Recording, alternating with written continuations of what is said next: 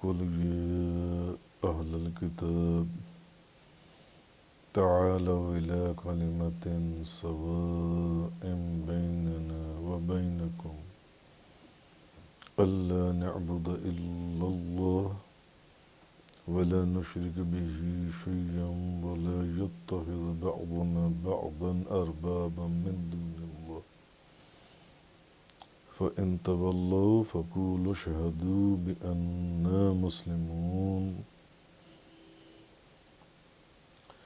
آپ کہیے اے اہل کتاب، آؤ ایک ایسی بات کی طرف جو ہمارے اور تمہارے درمیان برابر ہے۔ اللہ نعبد الا اللہ، وہ یہ کہ ہم اللہ کے سوا کسی کی عبادت نہ کریں،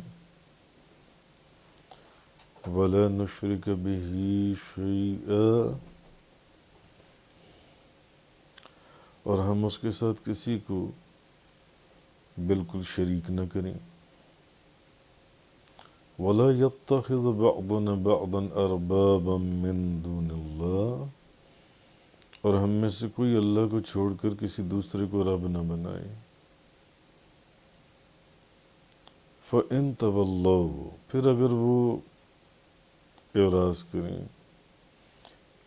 فَقُولُوا اشْهَدُوا بِأَنَّا مُسْلِمُونَ، تو تم کہہ دو لوگو، گواہ رہو کہ ہم مسلمان ہیں۔ پچھلی آیات کی تفسیر آپ لوگ پڑھ رہے ہیں۔ اب اس سے پیچھے جو آیات کی تفسیر بیان ہوئی، اس میں یہ ذکر ہوا تھا کہ نجران کے عیسائی جو تھے وہ حضرت عیسیٰ علیہ السلام کی الوہیت کے اوپر دلائل دیتے تھے، دلائل دے رہے تھے، جبکہ نبی کریم صلی اللہ علیہ وسلم ان کو دلائل کی روشنی میں سمجھانے کی کوشش کر رہے تھے کہ حضرت عیسیٰ علیہ السلام نہ تو خدا ہیں نہ خدا کی بیٹی ہیں۔ لیکن جب عیسائیوں نے نبی پاک صلی اللہ علیہ وسلم کی بے شمار دلائل کو تسلیم کرنے سے انکار کر دیا، انہوں نے ان کو تسلیم نہیں کیا، جس کی پچھلی بے شمار آیات سے ہم تفسیر پڑھ رہے ہیں، تو پھر آپ صلی اللہ علیہ وسلم نے ان کو مباہلہ کی دعوت دی، لیکن وہ عیسائی جو تھے وہ خوفزدہ ہو گئے اور انہوں نے ذلت کی وجہ سے انہوں نے جزیہ دینا تو تسلیم کر لیا، مگر مباہلہ کرنے سے انہوں نے انکار کر دیا، کیونکہ ان کا جو بڑا پادری تھا اس نے کہا کہ جو صورتیں میں دیکھ رہا ہوں، اگر انہوں نے بد دعا کر دی تو آج کے بعد روئے زمین پر کوئی عیسائی نہیں رہے گا، یہ ایسی مبارک اور برگزیدہ صورتیں ہیں۔ اور نبی کریم صلی اللہ علیہ وسلم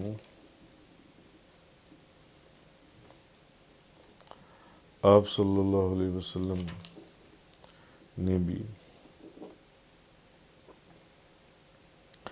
فرمایا کہ قسم ہے اس ذات کی جس کے قبضہ قدرت میں میری جان ہے، اللہ کا عذاب جو ہے وہ اہل نجران کے نزدیک آ چکا تھا، اگر یہ مباہلہ کرتے تو ان کو بندر اور خنزیر بنا دیا جاتا اور ان کی وادی میں آگ بھڑکتی رہتی اور اہل نجران کو ملیاں میٹ کر دیا جاتا۔ یہ پیچھے بیان ہوا تھا سارا۔ تو اب مباہلے سے بھی بھاگ گئے وہ، انہوں نے کہا نہیں ہمیں یہ بھی نہیں کرنا، مناظرہ بھی نہیں کرنا، دلائل بھی قبول نہیں کرنے، کہ حضرت عیسیٰ علیہ السلام خدا ہیں، یہ خدا کی بندی ہیں، یہ خدا کی بیٹی ہیں۔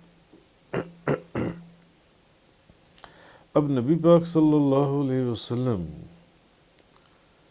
اس بات، آپ کی خواہش یہ تھی کہ وہ اسلام لے آئیں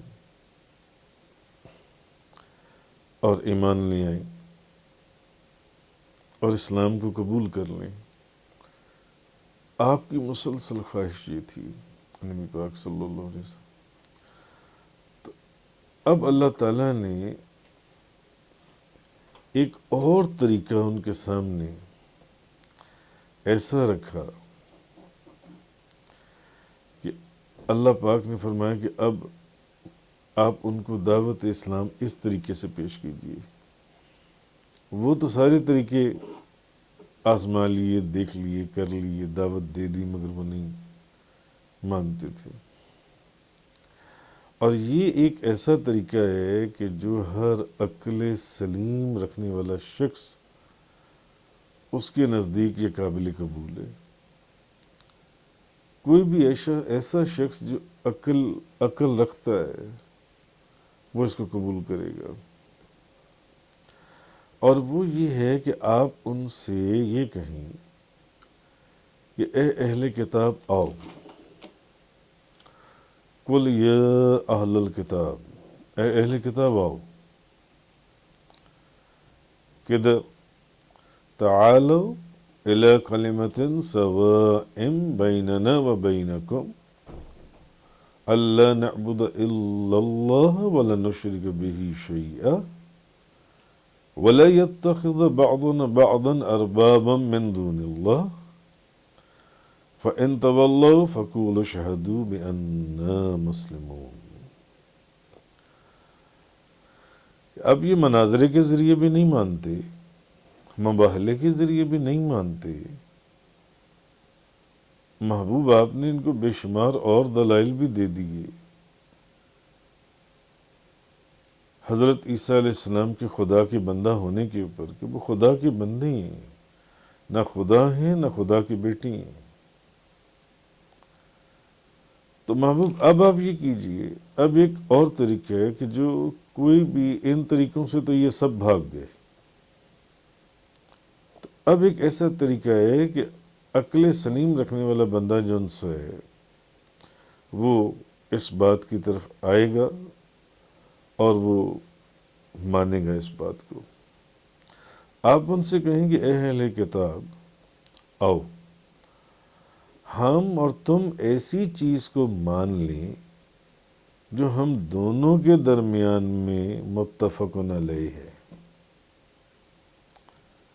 چلو آ جاؤ، مناظرے سے تم نہیں مانے، مباحثے سے تم نہیں مانے، دلائل تم نے کوئی دلیل تم نے نہیں تسلیم کی حضرت عیسیٰ علیہ السلام کے اوپر جن سے ہے، تو پھر چلو آؤ، اب ہم دونوں ایسی چیز کو مان لیں جو ہم دونوں کے درمیان متفق ہے، جو ہم دونوں کے درمیان میں سملر ہے، اور وہ یہ ہے کہ ہم اللہ کے سوا کسی کی عبادت نہ کریں۔ یہ چیز تو تمہارے اندر اور ہمارے اندر متفقن علیہ ہے، اور دوسری چیز جو متفقن علیہ ہے وہ یہ کہ ہم اس کے ساتھ کسی اور کو شریک نہ ٹھہرائیں، اور تیسری یہ کہ ہم میں سے کوئی اللہ کو چھوڑ کر کسی دوسرے کو رب نہ بنائے۔ یہ وہ چیزیں ہیں جو تمہارے اندر بھی، تمہارے دین کے اندر اور ہمارے دین کے اندر ایک ہیں۔ چلو چھوڑو باقی سارے دلائل کو، مناظرے کو، مباحلے کو، آ جاؤ اب اس طریقے سے آ جاؤ۔ تو جو چیزیں تمہارے اور ہمارے اندر ریزیمبلنس رکھتی ہیں یا سملر ہیں اس میں آؤ۔ تو ایک تو یہ کہ ہم اللہ کے سوا کسی کی عبادت نہ کریں، اور ہم اس کے ساتھ کسی کو شریک نہ ٹھہرائیں، کیونکہ تم خدا کے علاوہ حضرت عیسیٰ علیہ السلام کی عبادت کرتے ہو، دوسرا تم خدا کے ساتھ عیسیٰ علیہ السلام کو شریک ٹھہرانا شروع ہو گئی ہو، حالانکہ تمہارے دین میں صرف خدا کی عبادت ہے، اور تمہاری اپنی کتابوں میں موجود ہے کہ اس کے ساتھ کسی اور کو شریک نہیں ٹھہرانا۔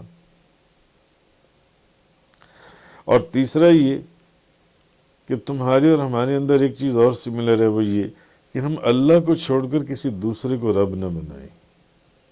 تم بھی اس بات پر آ جاؤ اور ہم بھی اس بات پر آ جاتی ہیں جو ان سے۔ تو نبی کریم صلی اللہ علیہ وسلم نے امراء اہل کتاب کو جو اسلام کی دعوت دی، یہ آیت اس دعوت کی اصل ہے، یہ آیت جو سی ہے اس دعوت کی۔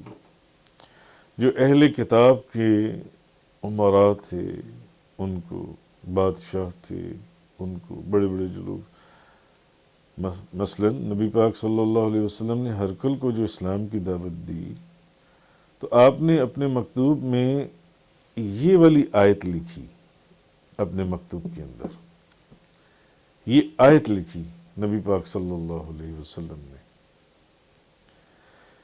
تو امام بخاری روایت کرتے ہیں کہ حضرت ابن عباس رضی اللہ تعالیٰ عنہما نے بیان کیا کہ ابو سفیان نے خبر دی کہ ہرقل نے رسول اللہ صلی اللہ علیہ وسلم کے مکتوب کو منگوایا، جو حضرت داہیہ کلبی کے ہاتھ بصرہ کے امیر کی طرف بھیجا گیا تھا۔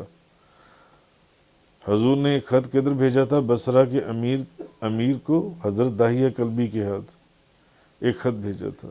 تو بصرہ کے امیر نے وہ مکتوب ہرقل کو دیا، تو اس میں لکھا ہوا تھا بسم اللہ الرحمن الرحیم، یہ محمد اللہ کے بندے اور اس کے رسول کی جانب سے روم کے امیر ہرقل کے نام ہے، اس پر سلام ہو، اس پر سلام ہو جو ہدایت کی اتباع کرے۔ اللہ کی حمد و ثنا کے بعد واضح ہو کہ میں تمہیں اسلام کی دعوت دیتا ہوں، تم اسلام قبول کر لو تو سلامت رہو گے، اور اگر تم نے روگردانی کی تو تمہارے پیروکاروں کے بھی اسلام نہ قبول کرنے کا گناہ بھی تمہارے سر پر ہوگا۔ اور اس کے بعد حضور نے یہ آیہ کریمہ اپنے اس خط کے اندر لکھی کہ اے اہل کتاب، آؤ ایک ایسی بات کی طرف آ جاؤ جو ہمارے اور تمہارے درمیان برابر ایک جیسی مسلم ہے، اور وہ یہ کہ ہم اللہ کے سوا کسی کی عبادت نہ کریں، اور ہم اس کے ساتھ کسی کو شریک نہ ٹھہرائیں، اور ہم میں سے کوئی اللہ کو چھوڑ کر دوسرے کو رب نہ بنائے۔ تو پھر اگر وہ اعراض کریں تو تم کہہ دو کہ لوگوں گواہ رہو ہم مسلمان ہیں۔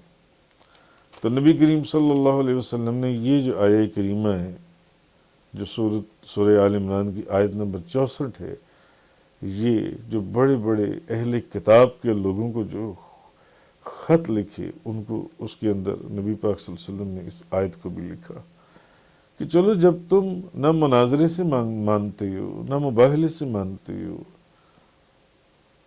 اور پھر اللہ کی لعنت مسلط ہونے سے بھی ڈرتے ہو، اور پھر دلائل کو بھی قبول نہیں کرتے، اور مباہلے کا دن طے کرنے کے باوجود تم ڈر کر بھاگ جاتے ہو، تو پھر اب آؤ، پھر ایک طریقہ یہ ہے کہ پھر ہم ایسی چیز کی طرف آتے ہیں، کیونکہ اب اللہ پاک بھی وہ دیکھ رہا تھا کہ میرا محبوب جو ہے وہ حریص ہے کہ یہ لوگ ایمان لے آئیں، اسلام قبول کر لیں۔ اللہ پاک نے فرمایا محبوب اچھا اب آپ اس طریقے سے کیجیے، ان کو کہیں تو اگر عقل سلیم ہوگی تو اب تو مان لیں گے، چلو آؤ اس بات کی طرف آؤ جو تمہارے اور ہمارے درمیان میں ایک جیسی ہے، ایک جیسی بات جن سی ہے۔ جی قل یا اہل الکتاب، اہل کتاب تعالوا الی کلمۃ سواء بیننا وبینکم، جو ہمارے اور تمہارے درمیان میں بات ایک جیسی، آ جاؤ اس کی طرف جن سے۔ اللہ نعبد الا اللہ، وہ یہ کہ ہم اللہ کے سوا کسی کی عبادت نہیں کریں گے۔ وَلَا نُشْرِكَ بِهِ شَيْئًا، اور ہم اس کے ساتھ کسی کو شریک نہیں ٹھہرائیں گے. وَلَا يَتَّخِذَ بَعْضُنَا بَعْضًا أَرْبَابًا مِّن دُونِ اللَّهِ، اور ہم میں سے کوئی اللہ کو چھوڑ کر کسی دوسرے کو رب نہیں بنائے گا. تو ان تین چیزوں کی طرف جلد سے آ جاؤ. یا اہل الکتاب لم تحاجون فی ابراہیم وما انزلت التوراۃ والانجیل الا من بعدہ افلا تعقلون. اے اہل کتاب، تم ابراہیم کے متعلق کیوں بحث میں پڑتے ہو؟ اب آگے سے ابراہیم علیہ السلام کا ذکر شروع ہو رہا ہے. حالانکہ تورات اور انجیل جو ہے وہ تو ان کے بعد نازل ہوئی ہے. دونوں کتابیں جو سی ہیں یہ حضرت ابراہیم علیہ السلام کے بعد نازل ہوئی ہیں. تو تم ان کے متعلق کیوں بحث میں پڑتے ہو؟ جی افلا تعقلون، کیا تم نہیں سمجھتے؟ اب یہود یہ دعویٰ کرتے تھے کہ ہم پہلے بھی پیچھے تفسیر میں پڑھ رہی ہیں. یہود یہ دعویٰ کرتے تھے کہ ابراہیم ہمارے دین پر ہے، اور نصارہ یہ دعویٰ کرتے تھے کہ ابراہیم ہمارے دین پر ہے.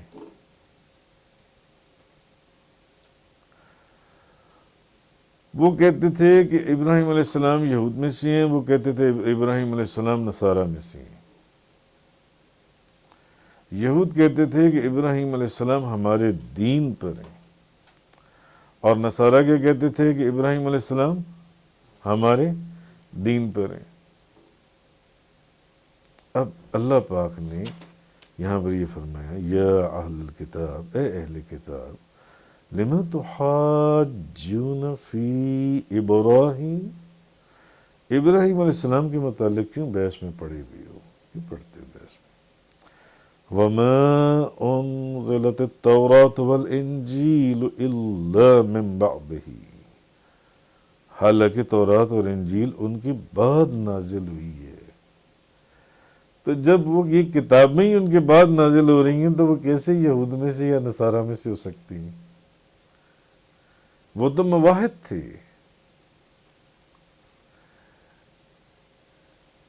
جب یہ کتابیں ہی بعد میں نازل ہوئی ہیں تو پھر وہ کیسے یہود میں سے یا نصارہ میں سے ہو سکتی ہیں؟ افلا تعقلون، کیا تمہیں عقل نہیں ہے؟ کیا تم سمجھتے نہیں ہو؟ کس بحث میں تم پڑے ہوئے ہو؟ تو یہود یہ دعویٰ کرتے تھے کہ ابراہیم ہمارے دین پر ہیں، اور نصارہ یہ دعویٰ کرتے تھے کہ ابراہیم ہمارے دین پر ہے. تو اللہ تعالیٰ نے ان کا رد فرمایا کہ تم یہ دونوں یہ دعویٰ کس طرح کر رہے ہو، حالانکہ تورات اور انجیل حضرت ابراہیم علیہ السلام کے کافی بعد نازل ہوئی ہے. یہ دونوں کتابیں تو نازل ہی بعد میں ہوئی ہیں. تم کس دلیل کے تحت تم یہ بات کہتے ہو کہ ابراہیم علیہ السلام یہودی تھے یا ابراہیم علیہ السلام نصارہ میں سے تھے، عیسائی تھے؟ یہ تو کتابیں ہی ان کے زمانے میں موجود نہیں تھیں، یہ تو ان کے بہت بعد میں یہ دونوں کتابیں نازل ہوئی ہیں.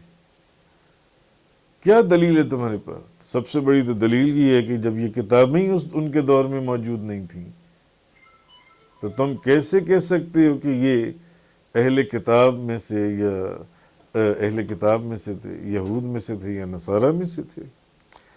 تو ایک قول یہ ہے کہ حضرت ابراہیم اور حضرت موسیٰ علیہ السلام کے درمیان 700 سال کا وقت ہے، 700 سال کا، اور حضرت موسیٰ اور حضرت عیسیٰ علیہ السلام کے درمیان 1000 سال کا عرصہ ہے. تو 700 اور 1000 1700 سال تو یہی ہو گئے. تو جب یہ دونوں کتابیں ہی 700 سال بعد یا 1000 سال کے بعد 1700 سال کے بعد دوسری کتاب اگر یہ آ رہی ہے تو پھر تم کیسے کہتے ہو کہ وہ یہود میں سے تھے یا نصارہ میں سے تھے؟ تو اللہ تعالیٰ نے ان کا یہاں پر رد فرمایا یا اہل الکتاب لما تحاجون فی ابراہیم، اہل کتاب تم ابراہیم کے متعلق کیوں کیسی بحث میں پڑے ہوئے ہو؟ وما انزلت التوراۃ والانجیل الا من بعدہ، تورات اور انجیل تو ان کے بعد نازل ہوئی ہے، تو کس دلیل کے اوپر تم کہہ رہی ہو کہ وہ یہود میں سے تھے یا نصارہ میں سے تھے؟